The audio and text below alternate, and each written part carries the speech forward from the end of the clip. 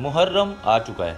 अब आप देखेंगे जगह जगह लोगों को काले लिबास में इधर से उधर मजालिस और जुलूसों में जाते हुए, जहाँ जाके वो रोएंगे, नौहे पड़ेंगे और मातम करेंगे।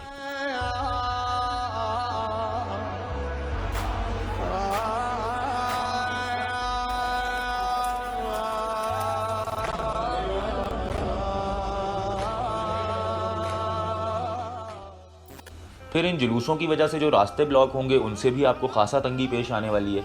हालांकि ये तंगी आपको 14 अगस्त या जब बकरा ईद पर गलियों में जानवर बांध के रास्ते बंद किए जाते हैं उस वक्त पेश नहीं आती, क्योंकि आप में से ज़्यादातर लोग ही, इनफैक्ट मुसलमानों की मेजॉरिटी, ये मातम, मजलिस, नज़र न्याज वगैरह इन सबसे इख्तलाफ रखती है, बल्कि मातम और रोने धोने को तो बिद्दत समझती है। लेकिन इस जुल्म पे अहले सुन्नत वल जमात के हाँ, जो सुन्नी हैं, उनके चारों मकातिब फिक्र के हाँ ना रोने पीटने की इजाजत, ना नोहा करने की इजाजत और ना मेरे भाई मातम करने की इजाजत। फिर हर साल की तरह सोशल मीडिया पर भी अलग शिया सुन्नी फसाद शुरू हो जाएगा, जिसमें एक तरफ से तो ये मेरे नबी का दीन नहीं है वाली पोस्टें लगेंगी और दूसरी तरफ से भी भरपूर जवाबी कार्रवाई होगी। और फिर हम सब, जिनकी ज़िंदगी के तकरीबन तमाम बुनियादी मसाइल एक जैसे हैं, हम सब मिलके उनको हल करने के बजाय एक दूसरे से दस्तों गिरबां हुए रहेंगे और कमेंट्स में एक दूसरे के बड़ों को गालियाँ देते रहेंगे। फिर हम देखेंगे कि जिन इलाकों में शिया ज़रा कम तादाद में हैं, वहाँ पर उनकी मजलिसों में हमले होंगे, उनके जुलूसों के रूट को लेकर झगड़े होंगे, फिर किसी इमाम बारगाह पर कोई मुश्तइल हुजूम हमला कर देगा। दाइश ने ओमान में इमाम बारगाह पर हमले की जिम्मेदारी कबूल कर ली, क्योंकि आपके जहनों में आज के इस जदीद दौर में जब इंफॉर्मेशन तक रसाई इतनी आसान हो चुकी है, आज भी इस एक स्पेसिफिक फ़िरके को लेकर बहुत सी मिसकंसेप्शंस हैं, जो कि उन लोगों ने आपके जहनों में डाले हैं जो नहीं चाहते कि आप सब एक हो जाएं और आपका ध्यान इन फ़िरका वाराना मामलात से हटकर अपने असल मसाइल पर पड़े।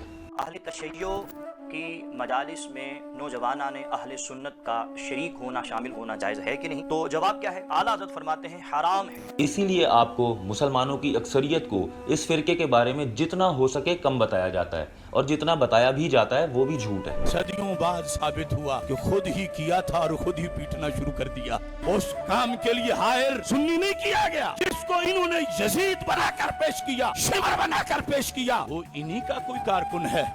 तो आइए ज़रा जानते हैं कि शिया कौन है और इनकी हकीकत क्या है। वीडियो को शुरू करने से पहले मैं ये बता दूं कि ये वीडियो ख़ास तौर पर उन लोगों के लिए है कि जो शिया मसलक से ताल्लुक़ नहीं रखते। सो इस वीडियो को एंड तक ज़रूर देखिएगा। हो सकता है आपके दिलों में जो एक दूसरे के लिए नफ़रत है वो कम हो जाए और शायद आपकी नॉलेज में भी इजाफा हो। मैं पूरी कोशिश करूँगा कि किसी भी मसलक और मज़हब की तौहीन के बगैर सिर्फ हिस्टोरिकल फैक्ट्स ही आपके सामने रखूँ और अपने अकायद के इजहार से भी गुरेज ही करूँ।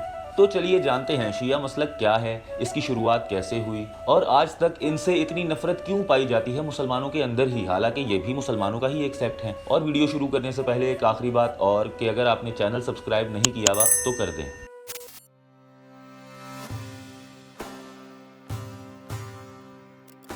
शिया कौन है? शिया वो हैं जिनका मानना है कि रसूल अल्लाह सल्लल्लाहु अलैहि वसल्लम के बाद उम्मत मुस्लिमा के लीडर, हादी या रहनुमा अगर कोई हो सकते हैं तो वो सिर्फ मौला अली और उनकी औलाद हैं। इन सिंपल वर्ड्स के रसूल अल्लाह की जानशीनी और खिलाफत का हक सिर्फ मौला अली का है। सबसे पहली बात कि ये हमारे यहाँ ये है कि इमाम अली बिन अबी तालिब मोहम्मद मुस्तफ़ा सल्लल्लाहु अलैहि वसल्लम के बाद सबसे अफजल है। लेकिन ये किस बुनियाद पर इतना बड़ा क्लेम कर रहे हैं या करते आ रहे हैं 1400 साल से? तो इनके इस क्लेम की बुनियाद कुछ वाक़यात और कुछ अहादीस हैं जो वाकई ये बताती हैं कि रसूल अल्लाह खुद बार बार अपनी ज़िंदगी में ही अपने जानशीन की निशानदही करवा चुके थे। इनमें सबसे अहम वाक़या है गदीर खून, और ये वाक़या शिया आइडियोलॉजी की बुनियाद है। होता कुछ यूँ है कि 10 हिजरी गालिबन 632 ईस्वी में रसूल अल्लाह ने अपनी ज़िंदगी का वाहिद हज किया, हुज्जतुल विदा। फिर मक्का से मदीना वापसी पर रास्ते में गदीर खूम के मकाम पर उन्होंने हज़ारों हाजियों को इकट्ठा करके मौला अली का हाथ बुलंद करके फरमाया, अल्लाह मेरा मौला है और मैं मोमिनीन का मौला हूँ, और जिसका मैं मौला हूँ उसके अली मौला है।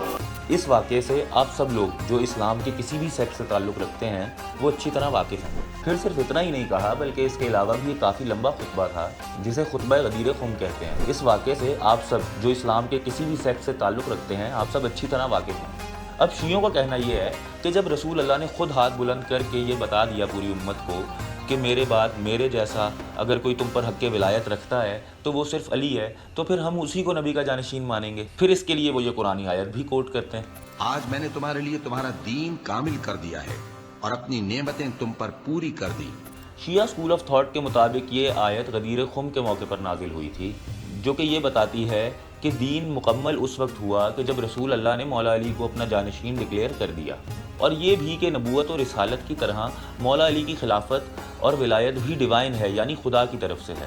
ہمارا عقیدہ ہے علی پہلے ہیں، کس اعتبار سے؟ اللہ کے چناؤ کے اعتبار سے علی کل بھی پہلے تھے، علی آج بھی پہلے ہیں۔ اب آپ اس سے اختلاف رکھ سکتے ہیں، اور شاید دوسرے اسلام کے سیکٹس اس آیت کا شان نزول بھی یہ نہیں سمجھتے، یعنی ان کا کہنا ہے کہ سورہ مائدہ کی یہ تکمیل دین والی آیت غدیر خم کے موقع پر نازل نہیں ہوئی۔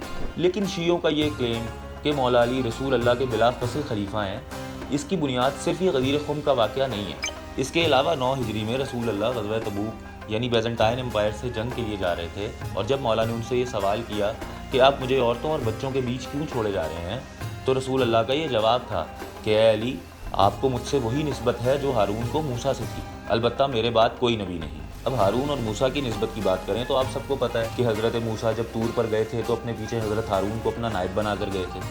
سو شیعہ اسکول آف تھاٹ میں انہی چند واقعات اور ان کے علاوہ بھی کچھ احادیث کے پیش نظر بنیادی عقیدہ یہ پایا جاتا ہے کہ نبی کے بعد خلافت مولا علی کی ہے، اور اسی لیے شیعہ ہونے کے لیے جو سب سے پہلی چیز ضروری ہے وہ ہے کلمے میں مولا علی کی ولایت اور ان کے خلیفہ بلا فصل ہونے کا اقرار کرنا۔ لا الہ الا اللہ محمد رسول اللہ علی ولی اللہ وسیع رسول اللہ وخلیفۃہ بلا فصل۔ لیکن معاملہ صرف یہ نہیں کہ مولا علی کو پہلا خلیفہ بننا چاہیے تھا، بلکہ اصل معاملہ تو بنیادی عقیدے کا ہے، عقیدہ امامت۔ امامت کا عقیدہ، جو عقیدہ امامت، عقیدہ امامت، توحید، نبوت و رسالت اور ختم نبوت تک تو شیعہ سنی کا آپس میں کوئی خاص اختلاف نہیں ہے، البتہ عقیدہ امامت ایک ایسا فیکٹر ہے جس سے دوسرے اسلام کے مسالک اختلاف رکھتے ہیں۔ لکھا ہے جو عقیدہ امامت کو نہیں مانتا نا، وہ اللہ کی رحمت سے وہ بھی جنت میں چلا جائے گا، یہ بنیادی چیز نہیں ہے۔ وہ عقیدہ یہ ہے کہ جس طرح نبوت کے لیے خدا خود منتخب کرتا ہے بندوں میں سے ہی، اسی طرح خدا نے ہی رسول اللہ کے بعد ان کے جانشین بھی مقرر کیے ہیں، اور نبوت کے بعد امامت کا سلسلہ شروع کیا۔ امام ڈیوائن ہے، امامت ڈیوائن ہے، جس طرح سے نبی اللہ بناتا ہے اسی طرح سے امام بھی اللہ بناتا ہے۔ یہ امام خدا کی جانب سے غیب کا علم بھی رکھتے ہیں اور معصوم عن الخطا بھی ہیں۔ میں کہتا ہوں ہماری ہدایت کی ایک مثال یہ ہے کہ ہم اپنے اماموں کو معصوم مانتے ہیں، اور انہی خدا کی طرف سے منتخب ائمہ طاہرین کا حق بنتا ہے مسلمانوں کی سرپرستی یا خلافت کا۔ جانشین مصطفیٰ وہ ہوگا جس سے جن مسئلہ پوچھے تو انہیں بھی جواب دیتے ہیں۔ اس کے برعکس اہل سنت کے مطابق رسول اللہ کے بعد انسان کا خدا سے رابطہ ٹوٹ چکا ہے، اور نبی کے علاوہ نہ تو کوئی غیب کا علم رکھتا ہے نہ ہی معصوم ہوتا ہے، اور یہ بھی کہ مسلمانوں کی رہنمائی کون کرے گا اس کا فیصلہ امت کو خود کرنا چاہیے، اور نبوت کے بعد کچھ بھی ڈیوائن یعنی خدا کی طرف سے نہیں ہے۔ کہ نبی الاسلام کے بعد قرآن ہی ہمارا امام ہے۔ نہج البلاغہ سے میں نے مولا علی کا خطبہ نہیں پیش کیا رسول اللہ کی میت پر کہ اے رسول اللہ، آپ کی وفات عام انسانوں کی وفات نہیں ہے، آپ کی وفات سے اب ہمیشہ کے لیے آسمان کا زمین سے رشتہ وہی کا منقطع ہو گیا، تو سب کچھ ختم۔ یہ تو بہت بڑا ایک جرم ہے عقیدہ امامت اگر کوئی یہ مانتا ہے کہ رسول اللہ کے بعد کسی کے اوپر وحی آتی ہے، اللہ اسے ڈائریکٹ گائیڈ کرتا ہے۔ حالانکہ یہ عقیدہ امامت بھی کوئی ہوا میں ہی نہیں آیا ہے، اس کی بیس بھی رسول اللہ کی ایک حدیث ہے جس کے مطابق آپ کے 12 نائبین ہوں گے، جو شیعوں کے مطابق مولا علی، امام حسن حسین سے لے کر امام مہدی آخر الزماں تک ہیں۔ بالکل، دیکھیں نا، ہم یہ کہہ رہے ہیں کہ رسول خدا صلی اللہ علیہ وآلہ وسلم نے اپنی زندگی کے اندر اپنی وصیت فرمائی ہے کہ میرے بعد میرے 12 خلفاء ہوں گے، کیونکہ تمام محدثین نے لکھا، بخاری نے بھی لکھا ہے، مسلم نے بھی لکھا ہے۔ بائی دا وے، اس سلسلہ امامت کو لے کر تو شیعوں کے اپنے اندر بھی اختلاف ہے، یہی وجہ ہے کہ آگے چل کر شیعان علی کے اندر بھی مختلف دھڑے بنے، زیدیز، اسماعیلیز اور اثنا عشری یعنی 12ers۔ لیکن عام طور پر جب لفظ شیعہ کا استعمال کیا جاتا ہے پوری دنیا میں کہیں بھی، تو اس سے مراد یہ اثنا عشری یعنی 12ers ہی ہوتے ہیں۔ सो इस वीडियो में भी शिया से मुराद यही असना अशरी स्कूल ऑफ थॉट है। खैर अहले सुन्नत के नज़दीक भी ये 12 नाइबीन वाली हदीस तो ठीक है, लेकिन नाम कहीं डिस्क्लोज नहीं है। सो वो इन 12 नाइबीन में शुरू में ही पहले 3 खुलफा को शामिल करते हैं। जो शिया इससे मुराद 12 इमाम लेते हैं वो भी बातिल है, इससे मुराद जो कंसेक्टिव खुलफा लेते हैं नासबी वो भी गलत है। ये 12 खुलफा क़यामत तक पूरे होंगे, उनमें से 6 तो हमें कन्फर्म है, अबू बकर, उमर, उस्मान, अली, हसन इब्न अली और उमर बिन अब्दुल अजीज, और 7वां जो एंड पे आना है इमाम मोहम्मद बिन अब्दुल्लाह अल महदी रज़ियल्लाहु अन्हुम अजमईन व अलैहिमुस्सलाम। ये 7 तो हमें कन्फर्म है, बीच में 6 खुलफा भी आएंगे। फिर एक बहुत बड़ा इख्तलाफ 12वें इमाम महदी आखिरुज़्ज़मा को लेकर भी है। हालांकि दोनों फ़िरके ही उनको आखिरी इमाम मानते हैं, मगर शियों के मुताबिक आपकी विलादत 1200 साल पहले हो चुकी है और तब से ही आप गैबत में हैं और आखिरी ज़माने में ज़हूर फरमाएंगे। अब उनकी इमामत और आखिरी ज़माने में ज़हूर पर तो सुन्नी भी आमादा हैं, अलबत्ता वो गैबत को नहीं मानते। उनके मुताबिक इमाम आखिरी ज़माने में ही विलादत पाएंगे। और इमाम महदी के आने के ऊपर इजमाए उम्मत है, सुन्नी शिया का इत्तफाक है। वो थोड़ा सा जो इख्तलाफ है वो कहते हैं वो गायब है, ज़ाहिर होंगे, अहले सुन्नत कहते हैं वो पैदा होंगे। एंड रिजल्ट ये कि दोनों एक ऐसी पर्सनैलिटी को मानते हैं जिसने आके कुर्बे क़यामत में मुसलमानों को लीड किया। नबी इस्लाम की अहले बैत में से होंगे, सईदा फातिमा की औलाद में से होंगे, और अल्लाह ताला उन्हें गैर मामूली सलाहियतें देगा जिसकी वजह से वो मुसलमानों को रूल करेंगे। खैर दोस्तों, यही अकीदा इमामत बुनियाद बनता है शीयत या शियाइज़्म की। हमारा अकीदा ये है कि मनसब इमामत और खिलाफत या जानशीनी रसूल खुदा की ये मनसब इलाही है। लेकिन ये लफ्ज़ शिया ये आया कहाँ से? दोस्तों, ये अरबी ज़बान का लफ्ज़ है जिसका मतलब है ग्रोह या ग्रुप, और इस टर्म को सबसे पहले रसूल अल्लाह की तरफ से ही इस्तेमाल किया गया था एज शियाने अली, यानी अली के मानने वाले या फॉलोअर्स ऑफ अली। लेकिन इससे मुराद कोई फ़िरका नहीं था, बल्कि ये एक जेनेरिक टर्म थी जो रसूल अल्लाह ने यूज़ की थी उन लोगों के लिए जो मुसलमानों के दरमियान किसी भी डिस्प्यूट की सूरत में मौला अली की साइड पर रहे। यानी शुरू में शियाने अली से मुराद थे सलमान फ़ारसी, अबू ज़र गफ़ारी वगैरह, और इन जैसे बहुत से असहाब जो कि हर डिस्प्यूट की सूरत में मौला अली की साइड रहे, क्योंकि उन्होंने रसूल अल्लाह से सुन रखा था कि अली हक़ के साथ हैं और हक़ अली के, सो उन्होंने भी हर हाल में मौला अली का ही साथ दिया। लेकिन ये शियाने अली जो कि महज चंद असहाब का एक ग्रुप था, ये एक अलहदा फ़िरके की शक्ल कैसे इख्तियार कर गया, और पूरी उम्मत के अंदर इस फ़िरके को लेकर इतनी नफ़रत क्यों है, आइए समझने की कोशिश करते हैं।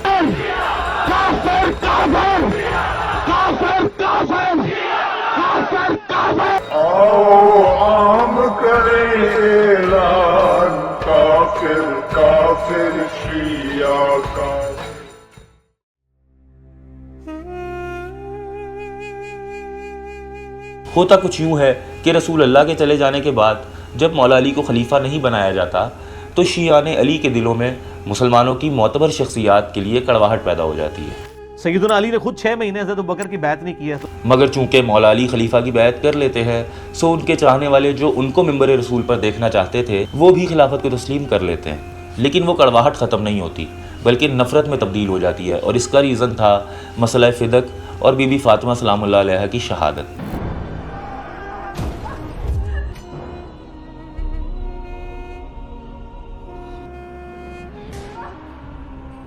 शिया ये मानते हैं कि सैयदा की शहादत के ज़िम्मेदार मुसलमानों के दूसरे खलीफा हैं। कम से कम 40 बंदा था, ज्यादा से ज्यादा 300 बंदा था। किसी के हाथ में लकड़ी थी, किसी के हाथ में असा था, किसी के हाथ में ताजियाना था, किसी का हाथ खुला हुआ था, और 300 बंदे एकदम एक दरवाजे से अंदर दाखिल हुए और अचानक किसी की आवाज एजरे बूहा, सारे मिल के मारो। 300 बंदों में से किसी ने तमाचा मारा, किसी ने ताजियाना मारा, किसी ने जलती हुई लकड़ी से मारा, किसी ने टूटे हुए दरवाजे से मारा, किसी ने असा से मारा। मोहम्मद की बेटी की आवाज आई, बोल हसन, मैं उजड़ गई या अली। और फिर इस वीडियो में इस वाक़े को इसलिए भी डिस्कस नहीं करूंगा क्योंकि ये सुन्नी किताबों में नहीं मिलता। उनका आग लेकर बीबी के घर तक आना तो मिलता है, लेकिन शहीद करने का जिक्र कहीं नहीं मिलता। सो इसीलिए मुसलमानों की मेजॉरिटी इस इल्ज़ाम को दुरुस्त भी नहीं समझती। ये बिल्कुल झूठा वाक़या है। खालिद में वलीद के ऊपर भी झूठ बांधा गया कि वो भी घसीट के लाए और ये हो गया, दरवाज़ा फेंका। अलबत्ता एक रवायत है जो अहले सुन्नत के गले में फंसी हुई है, मैं तो उस रवायत को सही नहीं समझता कि सैयदना उमर ने धमकी दी थी फातिमा को जब उनके घर में मीटिंग हो रही थी खिलाफत के वाले से कि मैं तेरे घर को आग लगा दूंगा। اور تینوں پہلے خلفاء کو نہایت قابل احترام اور اعلیٰ مرتبے پر فائز سمجھا جاتا ہے۔ البتہ شیعہ ان کو قابل احترام نہیں سمجھتے، ایک تو مولا علی کو خلافت نہ دینے کی وجہ سے، اور دوسرا بی بی کی شہادت۔ اب چونکہ اسلام کی 3 بڑی معتبر شخصیات کی عظمت کو وہ نہیں مانتے، سو اسی بنا پر دوسرے مسالک کے لوگوں کے دلوں میں ان کے لیے نفرت یا بغض کے اہل پایا جاتا ہے۔ خیر، اب رسول خدا کی دنیا سے جانے کے 25 سال بعد مولا علی کو خلافت مل گئی یا ان کو زبردستی دے دی گئی، لیکن اسی کے ساتھ فتنوں اور سازشوں نے بھی سر اٹھایا۔ قتل عثمان کو بیس بنا کر ایک ام المومنین کچھ اصحاب کے ساتھ پہلے تو مولا علی کے خلاف جنگ کے لیے آئیں، اس میں کیا ہوا آپ سب کو پتہ ہے۔ پھر اس کے بعد امیر شام نے مولا علی کے خلاف قتل عثمان کو ہی بیس بنا کر بغاوت کر دی اور یوں جنگ صفین ہوئی۔ اس جنگ کا نتیجہ صلح پر ہوا، لیکن اس صلح کی وجہ سے ایک گروہ جو کہ مولا علی کی حمایت میں تھا ان کے مخالف ہو گیا، جنہیں ہم خوارج کہتے ہیں، اور یہی وجہ بنے تیسری جنگ، جنگ نہروان کی، جس میں مولا علی کو فتح ہو گئی۔ پھر انہی خوارج میں سے ایک شخص عبد الرحمن ابن ملجم نے مولا علی کو سجدے میں قتل کر دیا۔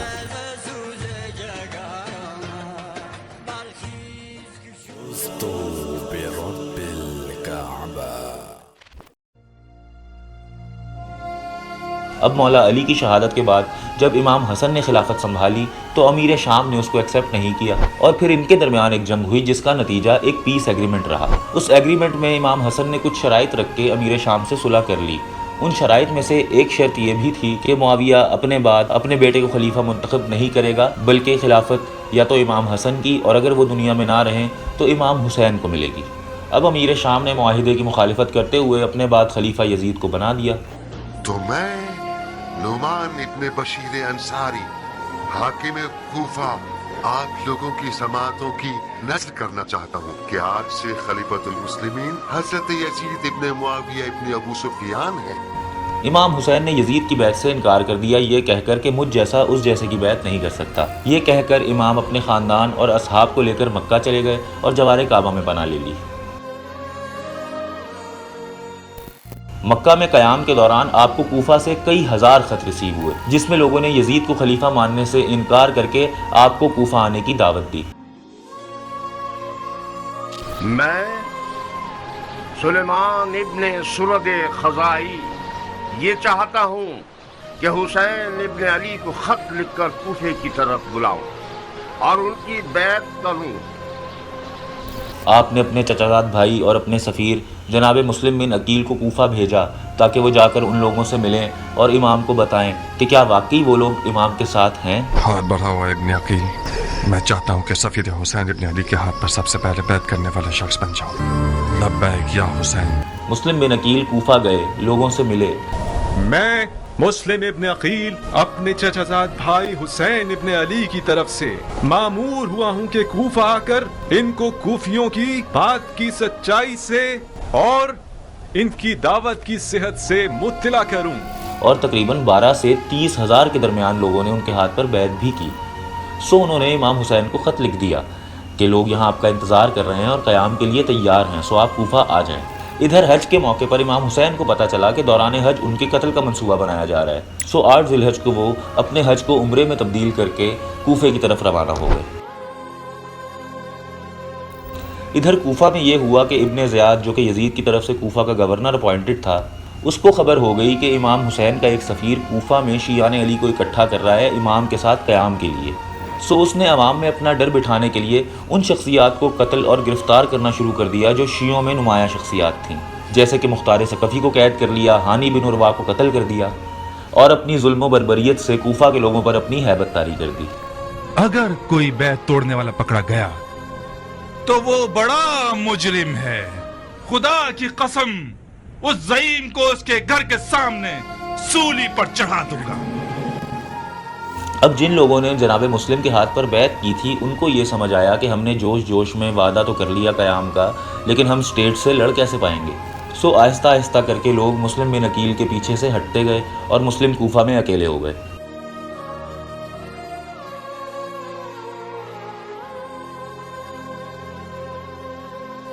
اور 9 ذی الحج یا کچھ روایات کے مطابق 12 ذی الحج کو ابن زیاد نے ان کو شہید کر دیا۔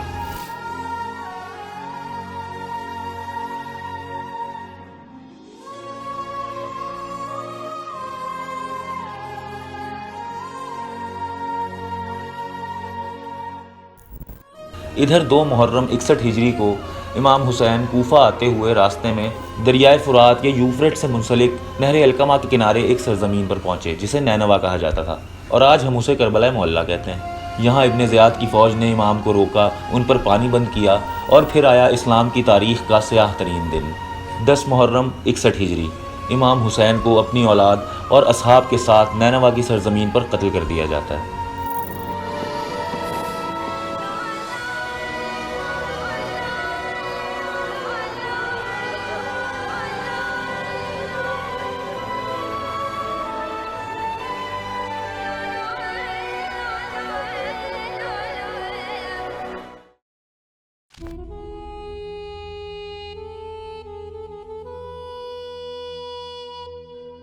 اب عرب میں ایک رواج یا طریقہ کار بہت عام تھا کہ جب بھی کوئی بڑی شخصیت اس دنیا سے جاتی تو اس کے سوگ میں کالے کپڑے پہنے جاتے، اور مساجد میں نماز کے بعد امام مسجد منبر پر جا کر اس شخصیت کے فضائل و مصائب بیان کرتے تھے، یعنی اس شخص کی اچھی باتیں یا اس کی فضیلتیں بیان کی جاتی، اور پھر جس طرح وہ قتل ہوئے یا طبعی موت بھی مرے اس کو بیان کر کے رویا جاتا تھا۔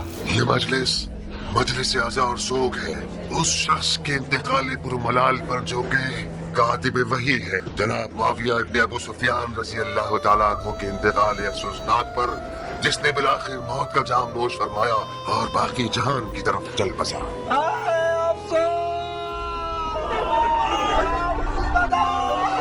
اس وقت یہ رسومات کسی ایک فرقے سے منسوب نہیں تھیں۔ اب جو کچھ 10 محرم کو کربلا میں ہوا تھا یا جو کچھ اس کے بعد کوفہ اور شام میں ہوا وہ بھلایا نہیں جا سکتا تھا۔ پھر جیسا کہ عرب کا رواج تھا کہ شہیدوں کو یاد کر کے مجالس ارینج کی جاتی تھیں، سو یہی کچھ کربلا کے بعد بھی ہوا اور بہت زور و شور سے ہوا۔ ہائے افسوس کہ شیاطین نے امت سید کو گمراہ کیا اور ان کے اہل بیت کی حرمت کو پامال کیا اور ان کے فرزند کا مقتل میں سر کاٹ دیا اور فرزند زہرا مرضیہ پر ستم کیا۔ شام میں یزید کی قید کاٹنے کے بعد جب امام حسین کے بیٹے امام زین العابدین اور ان کی بہن سیدہ زینب سلام اللہ علیہا مدینہ واپس آئے تو انہوں نے بھی اپنے گھروں پر مجالس کا انعقاد کرنا شروع کر دیا تاکہ امام حسین کی مظلومانہ شہادت لوگوں تک پہنچے۔ اور پھر شیعان علی کے بنیادی عقائد میں مولا علی کی خلافت و امامت اور بی بی فاطمہ کے قاتلوں سے نفرت کے بعد اب غم حسین میں رونا بھی شامل ہو گیا۔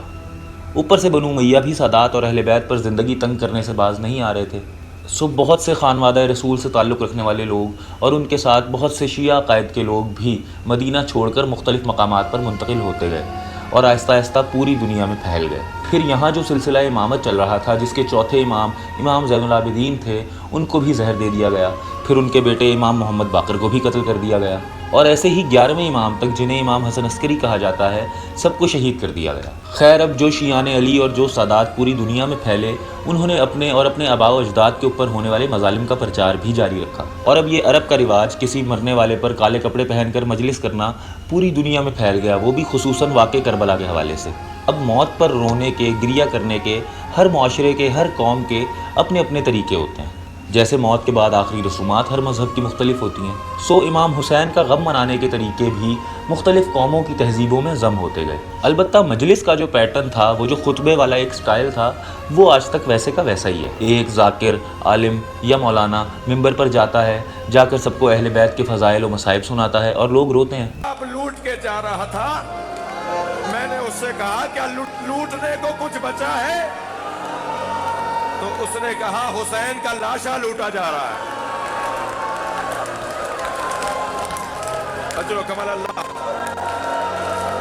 یہ وہ فارم آف عزاداری ہے جو 1400 سال سے وہی ہے، اس میں چینج کوئی نہیں آیا، البتہ کوالٹی آف کانٹینٹ میں اگر فرق آیا ہو تو اس پر ہم کیا ہی کہیں، یہ تو ہمارے علماء و ذاکرین کا کام ہے۔ خیر اب اس عزاداری میں علاقائی بنیادوں پر ہمیں بہت ڈائیورسٹی دیکھنے کو ملتی ہے، ہر زبان میں نوحے پڑھنے کا اور ماتم کرنے کا ایک الگ انداز دیکھنے کو ملتا ہے۔ صرف ہمارے اس خطے میں ہی عزاداری کے اتنے طریقے ہیں کہ گنتی مشکل ہے، اور اب جیسا کہ محرم شروع ہو چکا ہے تو آپ پوری دنیا میں ہی مختلف انداز میں عزاداری ہوتی ہوئی دیکھیں گے۔ آپ کو جلوسوں میں اونچے اونچے علم نظر آئیں گے جن پر ایک پنجہ لگا ہوگا جو حضرت عباس ابن علی سے منسوب ہوگا، کہیں آپ کو ذوالجنہ نظر آئیں گے جو امام حسین کے گھوڑے سے منسوب ہوں گے، کہیں شہزادہ علی اصغر کا جھولا نکلا ہوا ہوگا، کہیں شہزادہ علی اکبر کا تابوت، اور کہیں شہزادہ قاسم ابن حسن کی مہندی۔ یہ وہ شاعر عزاداری ہیں جو آپ کو پاکستان اور ہندوستان میں دیکھنے کو ملیں گے۔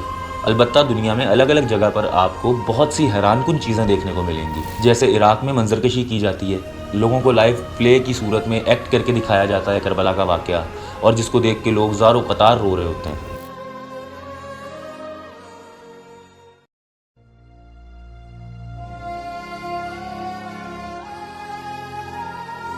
ایسے ہی ٹرکی میں بھی قافلے کی صورت میں ایسا ہی کچھ کیا جا رہا ہوتا ہے۔